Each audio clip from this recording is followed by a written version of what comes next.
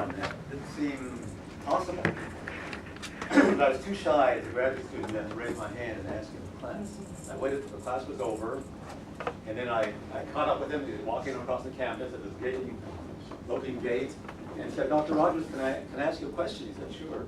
I said, how do you explain this thing of unconditional positive regard? I don't understand how you advocate just caring about people, loving someone for no other reason than they're existing. To me, love means two people interacting.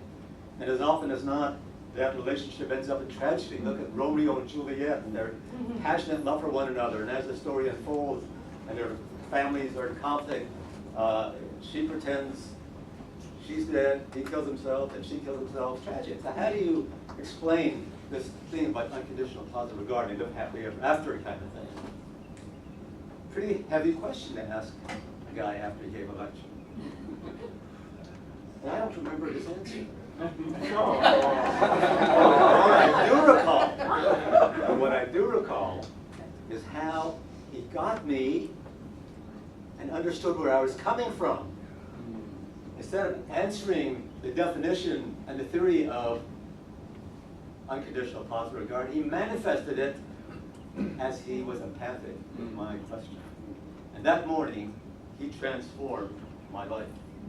Here was Carl Rogers, a shy, avuncular man, those of you who may have met him, and despite his shyness, he revolutionized communication in our culture.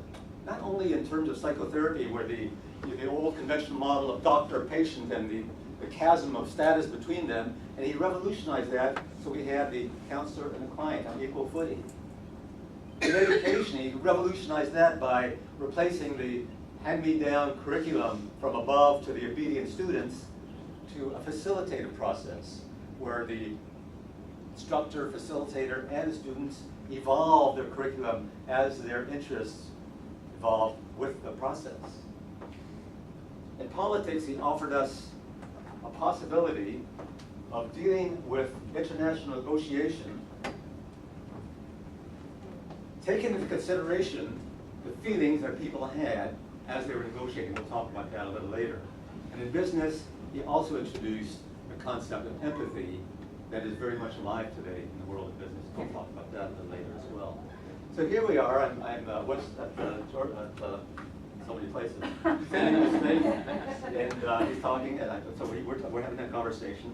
And as he did that, he transformed my life, because now I could experience directly with the master what that empathy was all about. Actually changing my life, because I was a shy kid, shy young person, and he was able to manifest that empathy so I could now understand what it was like to reach out of my shyness, my cocoon of isolation, and reach out to other people with the advent of finding out about them. What are they all about? What is that person's aspirations about? How can I contribute to that? Changed my life completely at that point. Now, here's the problem. Empathy is easy to talk about, but doing it is a big challenge. Empathy is more than just listening. It's considering the beliefs and perspectives of the other in the context of his or her attitudes, values, and past experience. That's a lot to take in when you're trying to be empathic with someone. Carl Rogers himself said, "We think we listen, but very rarely do we listen with real understanding." True empathy, very rarely. Yet listening of this very special kind is one of the most potent forces for change that I know. And that's why he was so well-liked, so popular. When he took the platform, he spoke from his heart in a way that I've never heard anyone else do. He was able to capture our interest by being so open. So let me tell you what happens when there's listening but not hearing. This actually happened in a court of law in the state of Massachusetts. An attorney was cross-examining a forensic pathologist. And the cross-examination went something like this. "Dr. Smith, before you began the autopsy, did you make sure the patient was still alive? For example, did you check the patient's pulse?"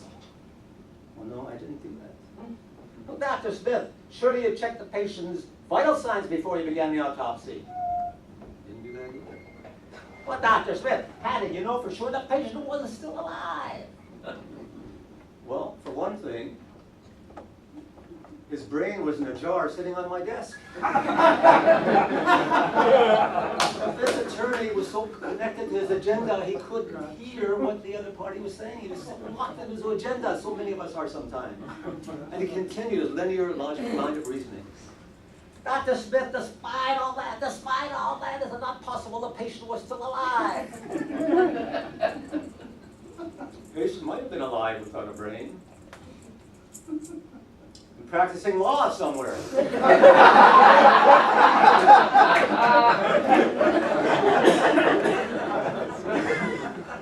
Absence of hearing.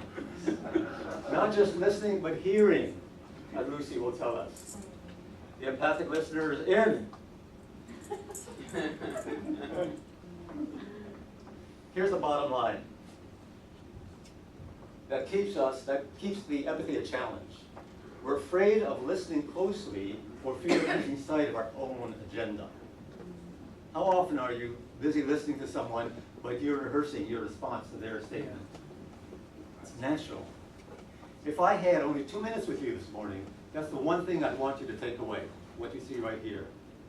And remind yourself that it's hard to listen because we're so busy preparing our own agenda or holding on to our own agenda. Carl Rogers is one of those few people that I ever met who had no agenda. When he listened to you, he was 100% there. We all try that. Some of us are therapists, and we practice Rogerian empathy. And I'll admit to you, it's not always easy. It's very challenging. He had that ability to be empty of agenda and totally with you. Wherever you went, he had no judgment. He went wherever you went. And as I think back over the years, and I have thought about this, it's a skill that he had, just like some athletic stars have a natural ability. He had that natural ability. All of us aspire to it, and you are a mentor. The second time I met Carl Rogers in a significant interaction was right here in West Georgia. It was my first job as assistant professor of psychology here, and Mike Aarons, the chair then, gave me the mission of starting a conference on humanistic education. So I sat down with my committee. I said, why don't we invite Carl Rogers to be our keynote speaker? They just laughed me out of the room. Carl Rogers come to West Georgia, your little college? Laughed me out of the room. But I was young, naive, somewhat determined. I called him up and I invited him to be our keynote speaker. He said, well, I'm in my 70s now. I don't do much traveling. Sorry. So tell me about your program. I said, well, we're a cutting edge education psych program. And we do a lot of experimental stuff, experiential activities. And as I talked, he said, you know, I may have something to learn from you folks, so I will accept your offer. Came to West Georgia. We were very excited about that. And I was his host, and we did a lot of work together as we were preparing. But one morning, we had done all the work we had to do. We had some free time. So I thought to myself, let me see here. One of the foremost psychologists in the world, alone with me. Carl, would you be okay if we sat down and I told you some of my issues that I'm dealing with? We went to his hotel room, one of his hotels around here somewhere, we got comfortable. And I was telling him about my issue. One of the issues was I felt kind of out of the loop with my colleagues then. I felt I just didn't belong. I felt strange about that. He was reflecting and said, so what you're saying is that they don't respect or appreciate you. And those simple words hit me like a thunderbolt. I didn't need anything from anyone. I left home at 17. He had taught me to be open to other people, but my needs, I'm okay. I don't need anybody. And he took the wool from my eyes and revealed that there was a person here who did want other people's appreciation. And as simple as that, his marks were, they transformed me. Right then I said, wow, I can't deny what he's saying. And he became more authentic, more open, more vulnerable, so I could now be a more authentic person. The third time I had an important meeting with him was at a conference, something like this, and we were both attending the conference and the same event. And I don't know if you recall this, it's called fishbowl technique. There are about 6 or 8 people in the center of the room, probably on the floor, knee to knee, talking person-centered approach, talking about feelings and so on, some various topics. And the rule was that if the rest of the room was just as silently observing, but if someone on the outside wanted to be on the inside talking group, they would tap someone on the shoulder and trade places, so that the makeup of the central talking group was shifting from time to time. And I noticed that whenever Carl came into that central group, something happened. The defenses significantly reduced. People took more risks in sharing their feelings. The conversation got more intriguing. And then when someone tapped Rogers on the shoulder and he left, the defenses suddenly came back up again. And it wasn't as disclosing, it wasn't as risk-taking.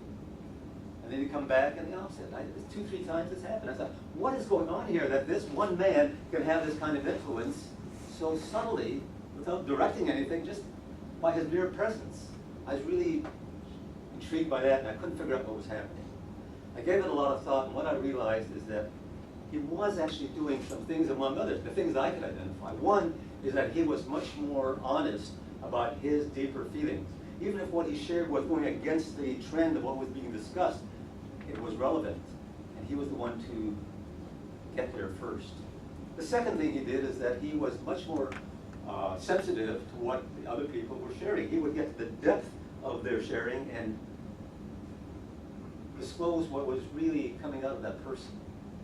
And the third thing he did was that he made sure that everyone had an invitation to speak. So if someone was shy, reserved, whatever, and they were kind of steady and not saying anything, he might say something like, John, I noticed by the expression on your face that you might have something to share with us. I'd like to hear that. Would you share it with me?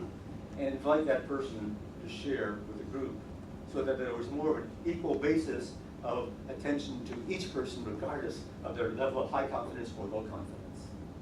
Expressive or reserved. He made sure, for his own needs probably, that everyone had a right to speak and encouragement to speak. So those are the three things he did. And what he was doing in that process is create a safe space for people to open up. That transformed me a third time.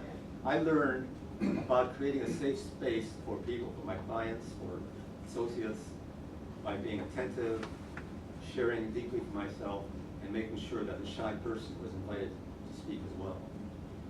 So what I'd like you to do now is think about the times that you were first in West Georgia, and what were your first experiences? How did that change your life? What was your experience? Was it gradual or sudden? And just with someone next to you, take a couple of minutes. I'll just give you a couple of minutes, but I don't have much time up here, and share any of your memories that you want to. Go ahead.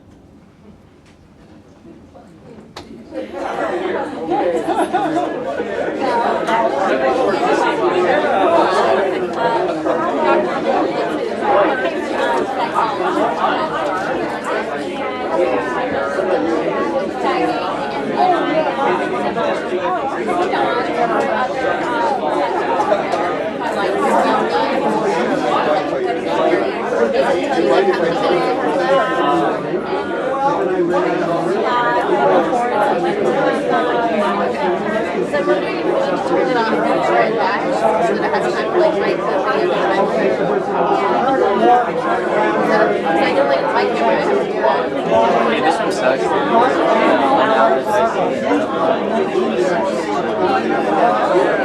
Wouldn't be a very good recording.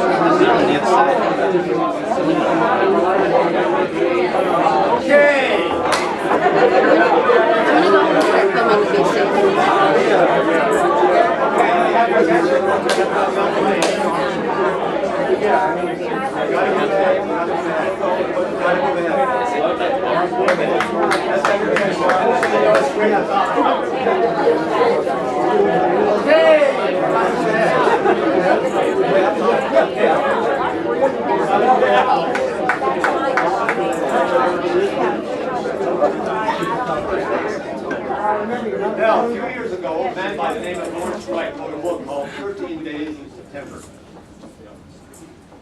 And this was about the interaction between Israel and Egypt.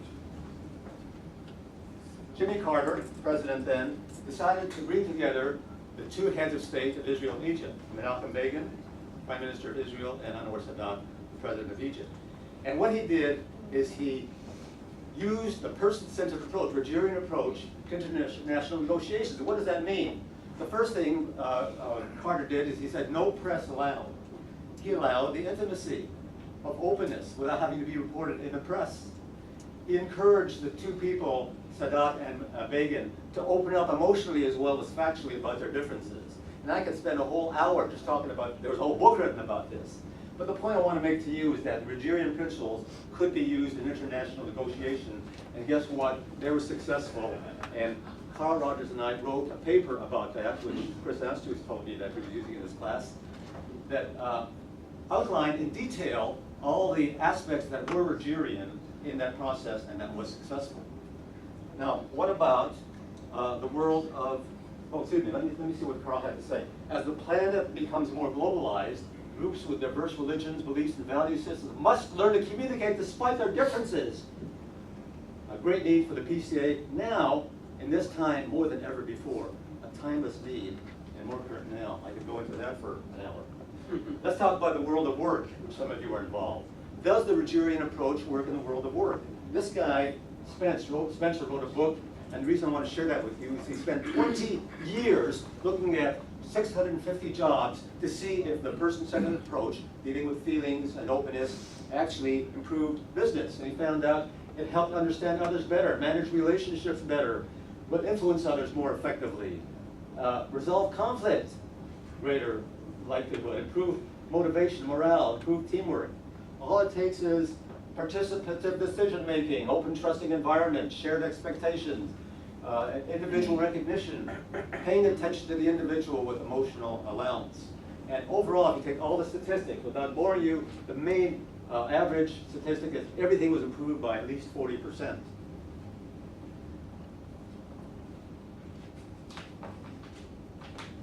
So why is the Rogerian framework so successful? Because we have used the Rogerian principles and put them in a new bottle. The old wine is intelligence, or what we know. The new wine is emotional intelligence. So your IQ gets you in the door, but your EQ, your emotional intelligence, indicates how high you rise once you get in the door. It's what helps you succeed in the world of business. So what is emotional intelligence? Basically, understanding your emotions, perceiving others' emotions. How different is that from the Rogerian approach? Using emotions to help others, to support others, managing your own emotions like anger and fear. The books that we see on the bookshelf now, if you walk through a bookstore, Emotional Intelligence 2.0, very popular these days, 7 Habits of Highly Effective People by Stephen Covey. The main theme of that book is seek to understand, then be understood. Ask before you speak. Find out about the other before you pitch your job. So we took the ideas that came from West Georgia when Rogers was here and shared ideas to the University of Vienna, where I talked with people at the University of Vienna. That's Renate Muchnik. She and I came up with this book just last year, Transforming Communication and Leadership, Teamwork, Person-Centered Innovation.